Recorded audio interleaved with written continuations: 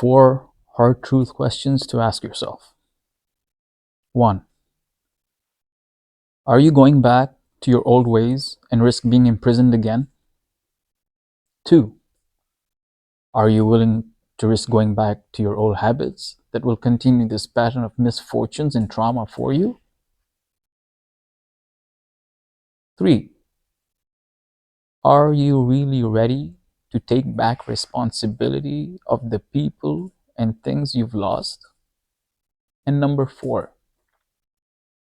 are you hesitant in any way? Are you feeling some resentment to say goodbye to your old life and say hello to your new one?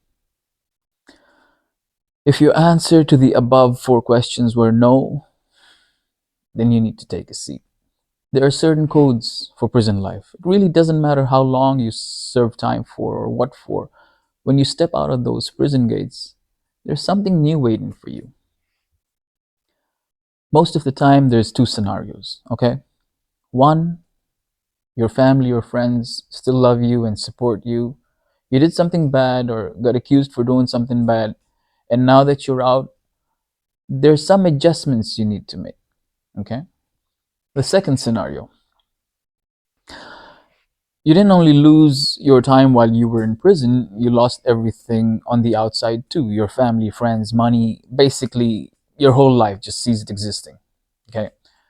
The only one that can recognize anything about you is yourself. You have to understand that no one owes you anything. No one is going to understand. No one is going to sympathize with you.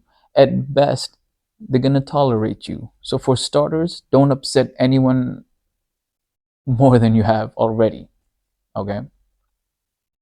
If you fall under the first set of people who went to jail but still managed to maintain ties with their loved ones, then that's great.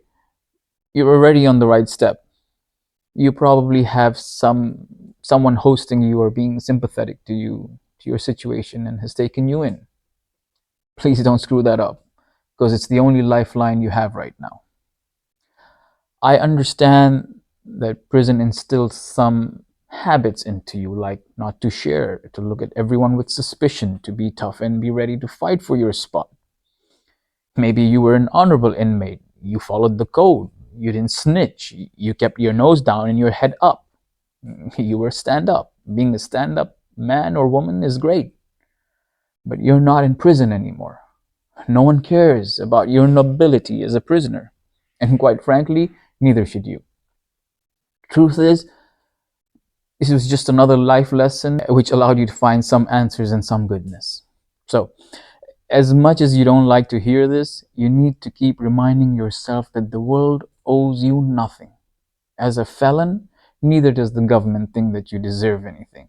It's not easy. Life as a felon, there are 44,000 laws against felons that prevent them from leading normal lives, let alone successful lives. And more than half of those laws are job related. You don't have any of the tools that you need to sustain yourself in society right now. So if you have any air of ambition inside of you, then do follow the steps that I have carefully crafted, okay?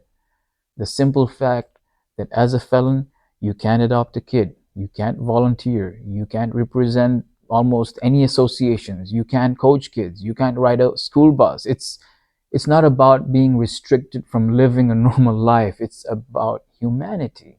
You have been taken away your basic rights.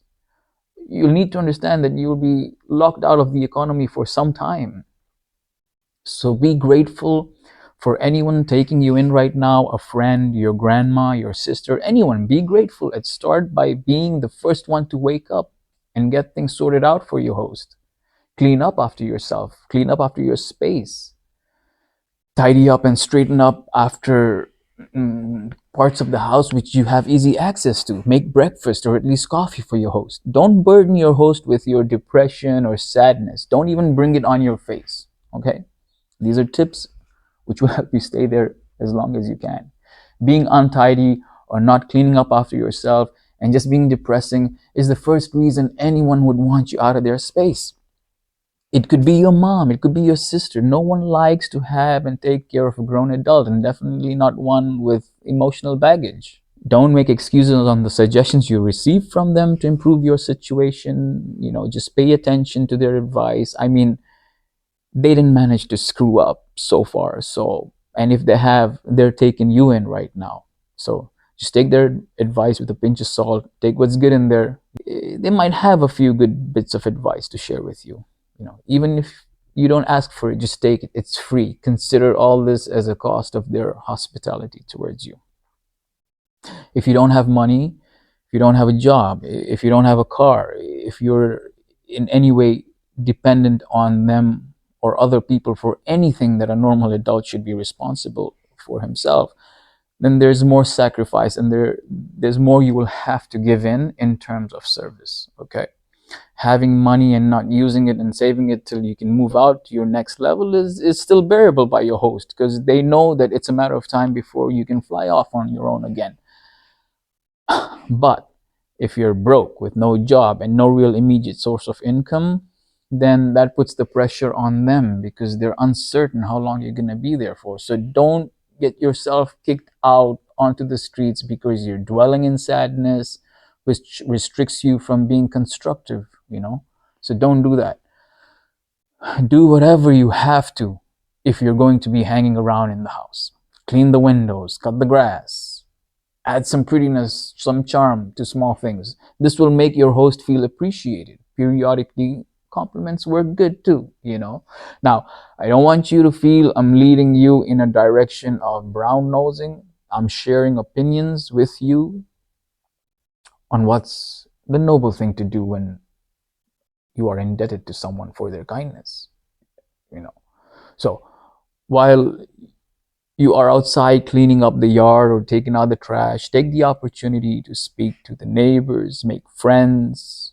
You can't just depend on your host for everything. So try and start to sort yourself out on smaller issues with who you can manage. Your new friends will do small favors for you, like tell you about a new job opening in their store, which is exactly what you need right now. Or they can give you a ride into town. Once you're in town, do something, look for a job, make a few bucks doing something. Listen, man, you've been in prison, nothing's beneath you. Mop a grocery store if you have to, clean up someone's garage if you have to, do whatever you have to. Just, why? Just so that when you go back home, you buy some ramen noodles, you buy some popcorn, you buy whatever you have to, even if you have $10, and you make dinner for your host. I know your worth is much more and you can probably do much more, but the reason I'm giving you this advice is because right now you have a free space, a free place to sleep and shower. And if you don't have too much money right now, you do whatever you have to do to not lose that roof over your head. Try and pull yourself out of being completely dependent, okay, as soon as possible. Once the money from a job starts rolling in, then you start getting your life back in motion. Make the right decisions. Think. Think before you act, think before you speak. But right now, don't jeopardize your basic requirements for survival. It's not humiliating, it's not beneath you. And no, you cannot say, I've been to jail, I'm not a kiss butt wimp, I'll go back to jail if I have to. If that's where your thinking is, then you must change it. Remember that there's no pride and you have no ego when you're in prison.